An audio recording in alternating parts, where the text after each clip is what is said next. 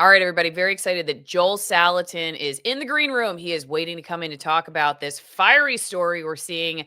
Mainstream news is reporting Americans see record high beef prices as cattle ranchers see Trump turn on them. Now, this is an opinion piece from USA Today. I love the quote in the byline. It's really just a kick in the nuts, one cattle rancher told the New York Times. Now, I'm excited to ask Joel all about this because, frankly, I never trust a lot of the stuff that I read in the mainstream news. So maybe they're getting it right this time. Maybe there's more nuance to it that we're all missing here. I will say my friends who are cattle ranchers are not happy right now. They're not happy. And that's how I found out about this.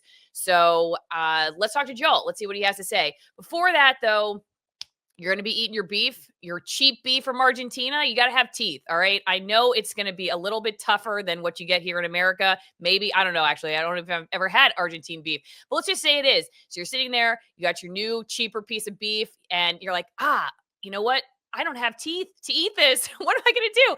Well, you know what? You should have taken your cod liver butter oil. And that's what I've been taking for over 10 years. It has significantly helped me with my dental health. It is fermented cod liver oil. So that makes the cod liver oil more bioavailable because of the fermentation process. And it is mixed with a concentrated high vitamin D butter oil. This is the way that Dr. Weston Price, turn of the 20th century, biological dentist said, hey, he was noticing people in areas that had no dentists. He was studying these indigenous cultures, places in the world where there were no dentists. They had no cavities or very few needs for any dental care whatsoever. He studied what they were eating, and it all really came down to these sacred foods. They were very high in vitamins and minerals, and this was kind of the idea he came up with, to put a cod liver oil with a butter oil, because the vitamins A, D, and K all work together, the omegas, to give you the best bang for your buck. If you were just taking one or the other, you wouldn't get as much out of it because the vitamins work synergistically to help the absorption for all of them. So greenpasture.org is where you get it, greenpasture.org. And if you use promo code Allison, you will get 10% off at checkout. Also, I can't say enough about this product. This is the rub. It's a muscle rub. I use it every day, especially I love it in the winter because it smells so good. You can use it for chest stuff if you're congested, but it's I'll read you the ingredients. Butter fat, beeswax, white camphor essential oil, camphor crystals, menthol crystals, peppermint, rosemary, pine needle, thyme, and marjoram with fermented cod liver oil and fermented skate oil in it. So this is not Vicks Vapor Rub. This is the all natural, amazing kind of chest rub, muscle rub. I love it. It smells great. It works great. So you can get that at greenpasture.org too. Again, Allison is your promo code for 10% off. Okay, so let's bring Joel in. Let's see what he has to say. Joel, welcome. Thanks for being here, as always. Hi, Allison. It's a pleasure. Always a pleasure. Okay, so let's go back to this opinion piece from USA Today. I feel like maybe we should just tell people what's going on, because I actually had quite a hard time finding exactly what Trump's beef plan is. I would see that in the headline. Cattle ranchers complain about Trump's beef plan. The Republicans are mad about Trump's beef plan. But I had to do a little bit of digging to even figure out, what is this plan? So could you help us understand what is going on here? Well, what's going on is there's a podcaster named Clay Conry whose podcast is Working Cows, and he just had a wonderful quote he gave me. He said the problem here is that Trump hasn't figured out how to take credit. Trump takes credit for tariffs because he hasn't figured out how to take credit yet for a drought. and so what happened in 2021, 2022, we went about 30 months there with a severe drought in the southern tier of the U.S. In fact, I was in Mississippi at that time talking to farmers who were going out and finding their cows with broken legs, where the ground had cracked open so far because it was so dry. The cows were stepping in the cracks, breaking their legs. They had to go out and shoot them.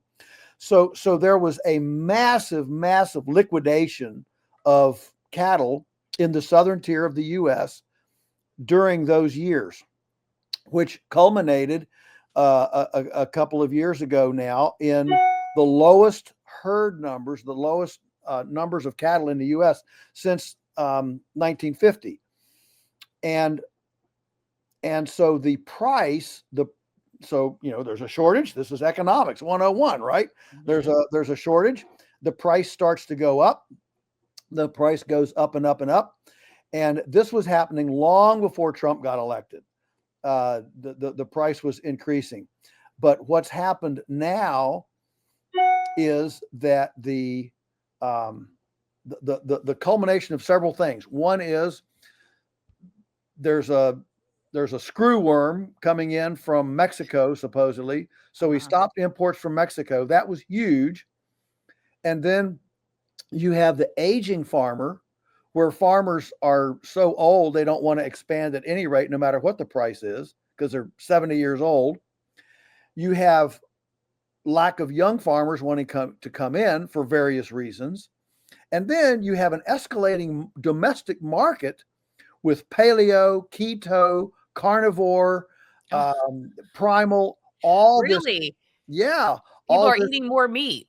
Yeah. I Yeah. didn't know that. Yeah. All this herbivore. So look at the storm here. The vegans must be so mad about that. Yeah. Well, and all the promises of Beyond Beef and Impossible Burger and Right. all that stuff all collapsed, because it turns out, after all, that it's really hard to duplicate livers and blood vessels and kidneys with bubbles, bubbles and filters. Yeah. So that whole thing, it's fascinating to go back. I keep files on this stuff. You go back 10 years and look at the prophecies of these lab meat, cell cultured meat places, and by now, farmland was going to collapse by half. The beef herd was going to be half the size that it is. I mean, it was just unbelievable, the prophecies, and of course, nothing happened. And venture capitalists lost billions of dollars, into these things, because you just can't duplicate the complexity of a living body. So there's a perfect storm here of the drought really brought it on, and then you have the aging farmer not wanting to increase. You have the tariffs too, and Mexico, the screw worm, and then you have this accelerating demand for red meat with these with all this animal protein diet. So all of this is working together to create a real shortage in the beef industry like we've never seen in my lifetime, for sure. Okay. Is this a shortage at the grocery store, or is this a shortage for people like you, where someone comes to your farm and actually buys it direct from you? Like somebody who has a direct to consumer model, are they having the same issues, or is this more of like a grocery store shopper issue? Allison, so at our farm, we sell about 300 beeves a year. All right. 300, the vernacular is cows, but for a farmer, there's a big difference between a finished steer or a beef animal that's being slaughtered versus a cow. A cow is a mama cow that has baby calves. You don't slaughter her until she's done. So we do about 300 a year. Right now, we probably would need 500 to meet our market. Wow. That's how short we are. We go every 2 weeks to slaughter, and the inventory is gone in 2 weeks. Goodness. We have turned away hundreds and hundreds, certainly, hundreds of thousands of dollars worth of sales, because we just don't have the product. And this is true throughout the industry. Right now, there just aren't enough to go around. There just aren't enough. And so this is a real economic thing. Now, you didn't ask about soybeans, but I'm going to bring soybeans into the question, because, as you know, if you've been watching the news, soybeans are really in the news right now. China, in retaliation to Trump's tariffs, said we're not going to buy any more U.S. soybeans. And suddenly, 1/4 of the U.S. soybean crop, think about that, 1/4 of the U.S. soybean crop has no home. China bought 1/4 of the U.S. soybean crop, and about half of the U.S. soybean crop gets exported.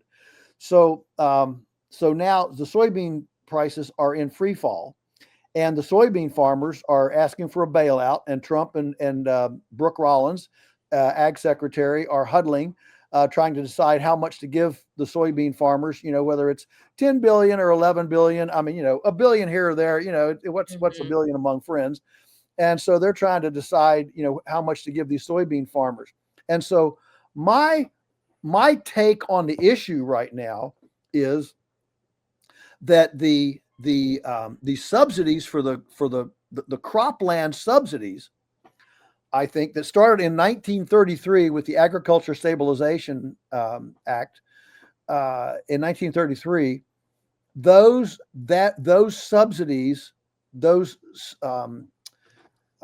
stabilizing, those price stabilizations in the crop industry. Remember, they don't stabilize cattle prices.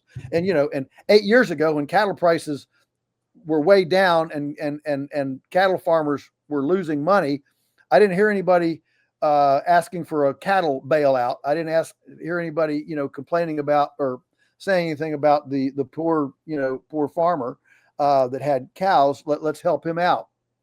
So here suddenly, we've got the farmers that stayed in with cattle and have kept their herds and have weathered the low prices and weathered the drought and weathered the storms and aren't dead yet, because they're still young enough to not die. Here we're cashing in, and suddenly Trump's upset because the prices are high. No, the herd is low, and instead of giving $10 billion to soybean farmers so they will continue to raise too many soybeans, how about we don't give the soybean farmers anything and have them look around and say, I wonder what it'd be like if we started raising cows on our soybean acres. Let's quit raising soybeans and let's raise cows. And I just put a pencil to this, Allison.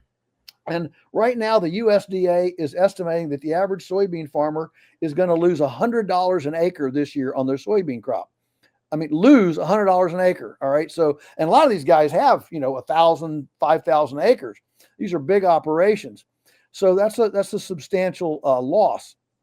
Well, at today's prices in cattle, if you had cattle on those same acres, I mean, I know how much grass those acres would produce, and so you run that out, and if they had grass or forages instead of soybeans, they would be making making $1,000 an acre.